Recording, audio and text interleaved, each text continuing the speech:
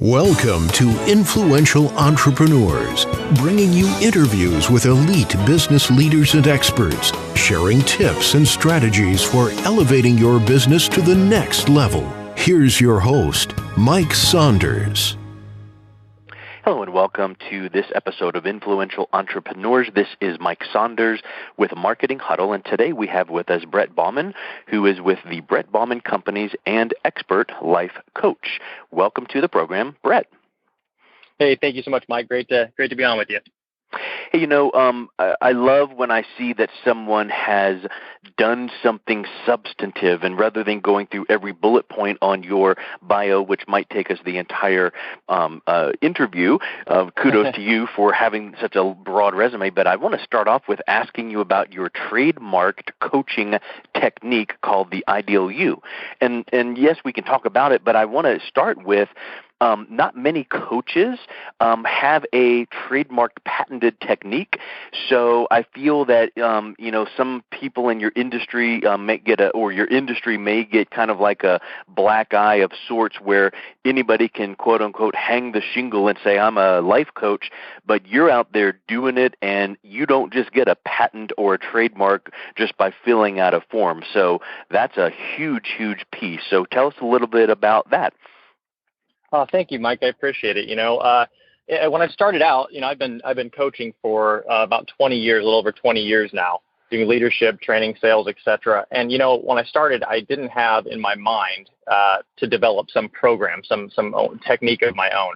I really went in looking originally to enhance what I was doing, because a challenge I was having was duplicating my process, like teaching another manager to do it and carry it on, or getting the same results. And so, long story short, through this process of sitting and trying to figure out over and analyzing what I was doing and the results I was getting and what needed to happen so that I could know that I could leave and I could basically imprint my thinking and my strategies to someone else so they could carry on and get consistent results, I needed to figure something else out.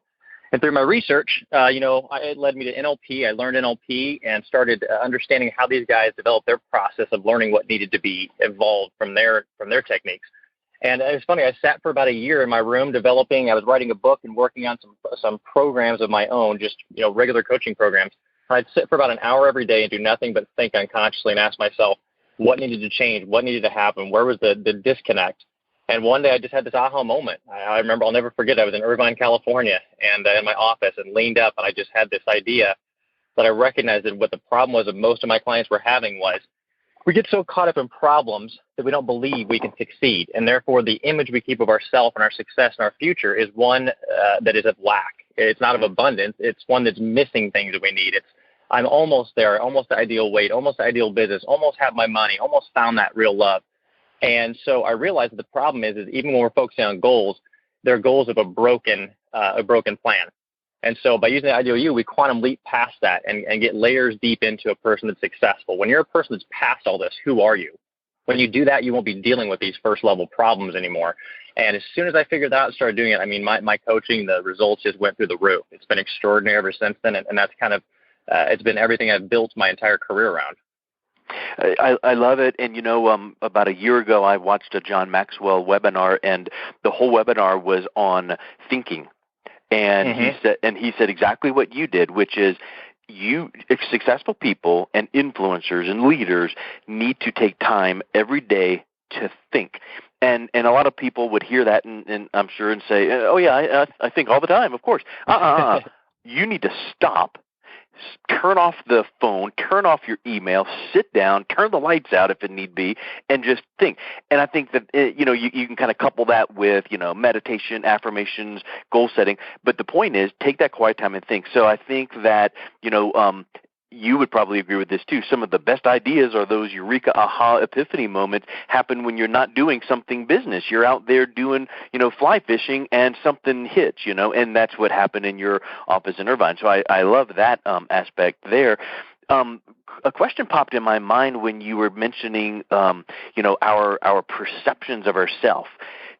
Where do you think that that the downward spiral starts with people, because when you think about a little kid, they are wide-eyed and they just think everything's rosy. And then when we get a touch older, then something happens or a hiccup this, or now all of a sudden I think that we get jaded as people, and you're like, oh, we get cynical, right? So at some point we need to get back to a little bit of that, wide-eyed, kid feel. And is that something that your program touches on there as well? Yeah, absolutely. And it's a great segue, Mike, because it's exactly the thought process I carry my clients through when they're understanding this concept of the I do you. So the breakdown happens. What happens for most people is, I say it this way. You think about your car, your computer, your phone. How often do you upgrade them? Or how often do you think about upgrading them? We've probably upgraded, everybody who's listened to this probably upgraded in the past 10 years their phone, their car, and their computer multiple times. But what happens is we're a product of our environment. So based on where you are raised, your family, your resources, your financial ability, your educational, resources, the things that shape you in that arena environment where you grow both internally and externally, teach you what life means. It gives you your first map of the world. So you're going to understand what a family is, what a mom is, what a dad is, what love means, what a business is, what you believe you can have is finances, and who has what in the world and who doesn't.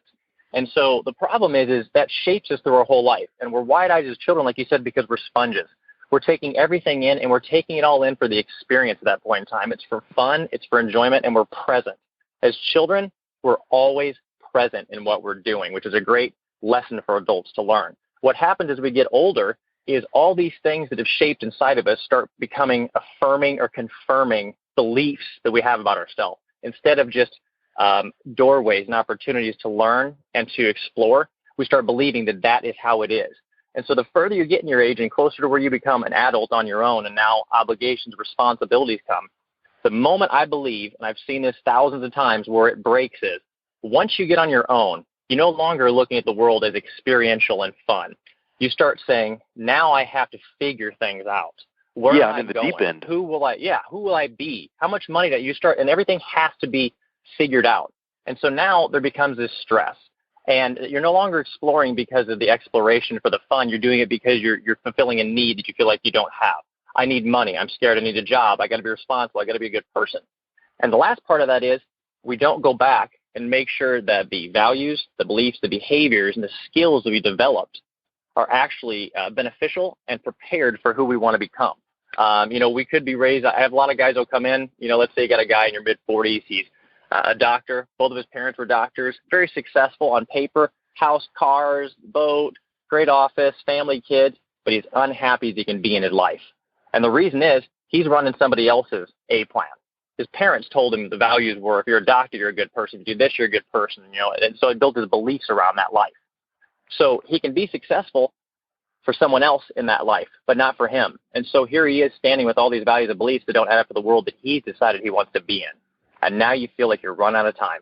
And nothing is about fun or exploration anymore. It's now about beating the clock and trying to be a success, if that makes sense. And that's where I really see everybody's life turn from passion and empowerment and enrichment into obligation, responsibility, and stress. And it just layers in whatever area of life has the biggest problem, starts to layer those side effects to it. And, I think we do it to ourselves in the sense that, well, I've got to work because I've got all these bills. Well, right. You're the one that racked up all that credit card debt, or you're the one with 4 cars, 2 vacation homes, and a boat. So we do it to ourselves, and it's kind of like the mentality of all these time-saving technological devices that we have. Well, let's be more efficient. Let's do this because we can save time. Well, the problem is you do save time, but then immediately you fill it with something else, and then the saving of time didn't do anything for you because now you feel like I got this done in 20 minutes rather than an hour and a half, and so I've got over an hour now I've got to fill with more stuff. And I think that mentality does raise that level of stress there so that you feel like, you're on that hamster wheel striving for whatever it is. And, you might have a client that says, well, I don't want the 4 boats and the 3 houses and all those things. I don't need to have that level of success, but I've got these family responsibilities and life responsibilities and just my schedule in and of itself. And I've looked at it and, I can't cut this one and I can't cut that one. It's just the way it is. And so what I would say is there one aspect of someone's life that makes that quality of life change for the good or for the negative, even if you're in the midst of that for a temporary time? Yes, absolutely. The most important thing is your attitude. Above anything else in any area of your life, whether you want to improve your business, your health, your relationship, doesn't matter. It's attitude number one. And the thing is, what happens is we all, as people, generally when you're not optimizing your life, when you're not living the life that you want ideally, you're not fulfilled every day and happy throughout your day, you're stressed, then what's happening is you're probably unbalanced. You're putting all of your weight, unfortunately, wherever the biggest problems are. So if your career is a problem, guess what? 99% of your time and effort goes into that. So you're focusing on problems and living in problems. It means your health's going to go down. You're not going to be doing the personal growth. Usually your hobbies, you're not going to have any time to spend, friends, vacationing. Your relationships start to hurt. And so what I tell people is it doesn't matter which area it's in. It's the same process, period. What you have to do is sit down again, like we said earlier, stop for a minute. Because what it is you are developed. You are right now a product of your environment. You're a product of your values, beliefs, your skills, etc. Without any work or any analyzing of what you're doing, you will continue to produce a different result. You cannot produce a different result without a new skill or behavior to do it, without new information. And so the first thing I have everybody do is start evaluating what's most important to them in their life, their passions. And not with fear or limitations in mind, because most people sit down and say, what would you love to do this year? What's your biggest goal? And instantly they start filtering. Well, I'd love to do this, but I can't because I have that money. Or I could never do this. I can't get there. I'm too old for that. Forget all that. Because the truth of the matter is it's not about the hard target. It's about pointing the compass in the right direction. Maybe you want to become an astronaut and you're a 55-year-old man and you think there's no way in the world I could do it. You know what? That doesn't matter right now. Let's focus on figuring out why, creating the whole path. Because what will happen is you'll discover the reasons of why you want to become an astronaut. Maybe there's 9 out of 10 of the elements of being an astronaut that you can do. They don't have to. Maybe the only one is you can't go in space, but you can do everything else here on Earth. And so you just scratch that out in your mind because you think, well, I can never get into space. But maybe you can go do everything else that has to do with that. Or maybe you identify the only thing you really want to do is spend more time looking at space, researching space, getting a telescope, talking to people, going to events.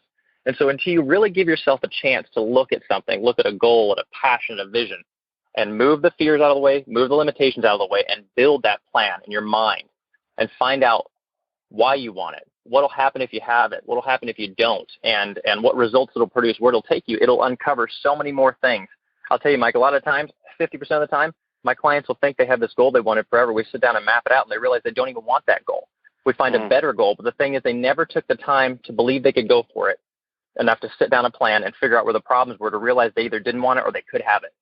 And that's the biggest part, is just figuring out what you want and then actually executing a plan to make sure that you're on track for it. And I'll tell you, if you do, it doesn't even matter if you have the wrong plan. Your results will improve, period. You can make a crappy plan today and start executing it, and I guarantee you'll have better results than you do if you don't have one right now. And it'll start teaching you what to change. Because it's kind of like how Les Brown says, jump and grow your wings on the way down. Just kind of get something going. Or, Eric Ries in his book, The Lean Startup, the MVP, the minimum viable product. You might feel like you've got this big thing, but don't make it perfect before you release it. Just get it out there and tweak and improve. So here's a question for you. What do you say to someone that feels like they're blocked and it's like, I don't even know what I want. I know I don't want what I've got, but I don't even know what it would look like to say, what do you want? Because I would think that would come up from time to time.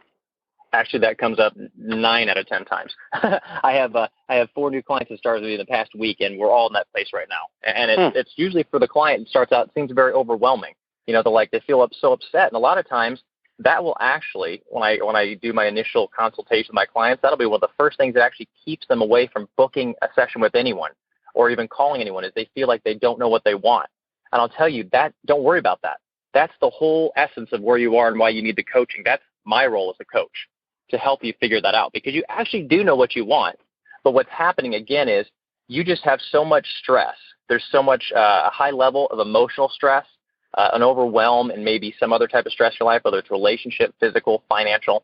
It's caused you to have certain fears and beliefs and limitations in your thinking and behaviors that are making you, it's like you can't even get to air. You're 6 feet underwater. So I work with you and help you to determine these things. And it's a really easy process. It usually takes us about a week. And I just take you through area of life by area of life, and we just ask questions and have fun. Again, I think the problem is most people go into it looking like, what's something really important you want this year? And they feel like they have one answer to give, to a genie, and if they don't get it right, that's it. Yeah. It's over.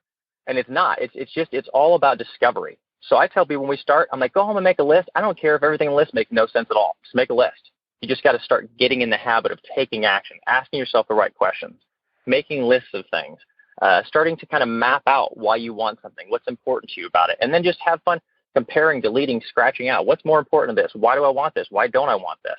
And very quickly, you move yourself from from emotional thinking to objective reason thinking.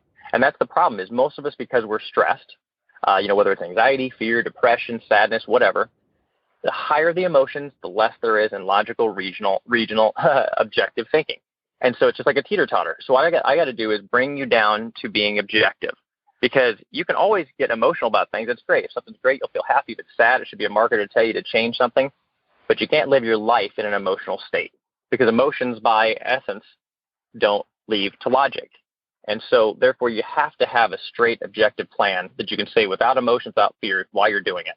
And like you said later, let the emotion add on after you've done it as a result. And so it's just driving in and starting to work those muscles and get used to asking yourself questions and making lists and moving away from feeling overwhelmed and emotional when you try to ask yourself things and don't know the answer. Yeah, it makes me think that you probably have people coming to you who think they have a business problem, so give me some coaching around my business because I'm an entrepreneur, but in reality, they've got a balance problem with let's get your personal life up and running better, your hobbies, your spiritual, your family relationships. So what are your thoughts or what is your advice to an entrepreneur that feels like, no, I don't want to focus on that yet. I have a business thing, so, it's my interpersonal, employees, my leadership aspects, but they all kind of intertwine because that balance is in place. Mm-hmm. Yeah, that's, it's another thing that happens all the time. And it basically, what I'll do is, most people will come in and they want to do one of two areas. Honestly, it's usually coming in, it's business, or it's coming in and it's relationships. It's based on themselves, but they're like, my relationships are bad. I'm not taking care of myself. My wife or my boyfriend, husband, etc. We're not communicating. So what I will do is I always want to identify something we can work on that is going to be good for your whole life. And so what I'll have the person do is sit down and start figuring out what they want in the area where let's say they're focusing on business. So I'll say, go in your business and make a list of the top 5 problems you have right now. Detail them for me, and then tell me what you think the main problem is in that. What's causing you to not have the sales you want? What's causing your team to not work cohesively? And we'll find the higher level problems, like maybe it's a communication problem, maybe it's an organization problem, maybe it's a balancing or whatever. And we will take that and make that the core of what we work on first, so that we can have that umbrella over everything. And you'll also recognize when they're focusing on the business, their relationships are terrible. Because the thing is, they're so stressed about their business that they aren't the same person they want to be at home, and you change. But when you're able to focus on improving those core, I have like these core pillar skills that I teach people, things like communication, integrity, discipline, etc. And when you find out what the 1 or 2 key ones are that you need, 50% of your results improve within a week or two. Because if your communication improves in your business, it improves everywhere. And it's very dramatic and it's very recognizable. Yeah, I think that's a huge piece, that balance word. So final question, what does a person need to do to make sure that they get the best optimal, efficient results when they choose to go ahead with the coach? So you've got a patented trademark program that, gives you a competitive advantage over many, many coaches out there. So when someone comes to you, what would you say that they need to be prepared for, do in advance to make sure they're getting the most out of their coaching? Awesome. So number one, I'll tell you, when you're picking a coach, I tell people this. I meet with everybody. I give a free consultation to everyone, and I tell them part of it is I want to choose whether I want to work with you or not. You should want to choose whether you want to work with me or not. Forget the skills at first. Just figure out whether you like the person, because you have to like someone to want to work with them. And I'll tell you, in coaching, when you're going to share problems and be talking to each other about all the bad stuff all the time, you got to like the person. So look for liking the person's attitude and getting along, number one. Number two, make sure they have the skills and it speaks to what you feel like you need to do in your life. And then when you get in there, you have to, I tell everybody this is my 2 biggest things, respect and communication. Respect yourself, respect me, respect the process, and communicate everything. I'm like the best solver of puzzles in the world, But if you don't give me pieces, I can't do anything.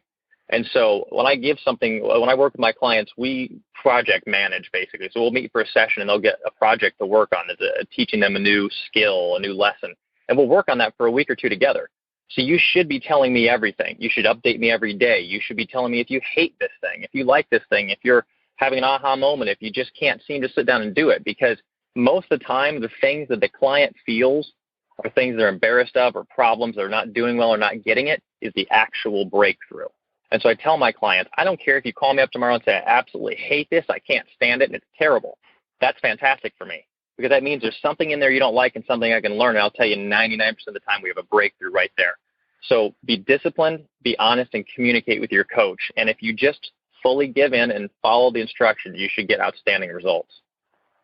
Yeah, it's kind of like that old saying, knowledge is power, really is a fallacy, because knowledge is potential power, because the power comes when you put it into action. So you can probably pull your hair out with some of your coaching clients if you give all this good coaching and guidance, and then the next week they're like, yeah, I didn't do that.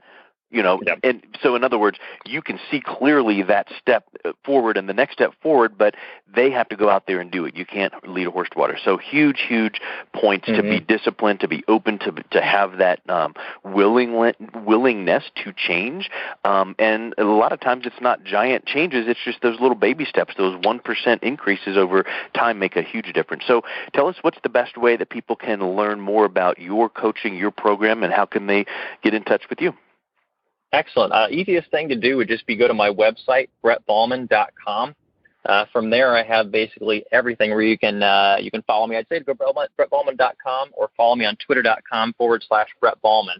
And I have a bunch of great stuff coming up. I just got a new monthly show I'm doing with live on Facebook with this group called Cure Joy. We had about 50,000+ people a couple weeks ago. So if everybody wants to jump on that, it's a great opportunity. Each month I'm doing live Q&A and answering questions about things to help you, just like we're talking about here.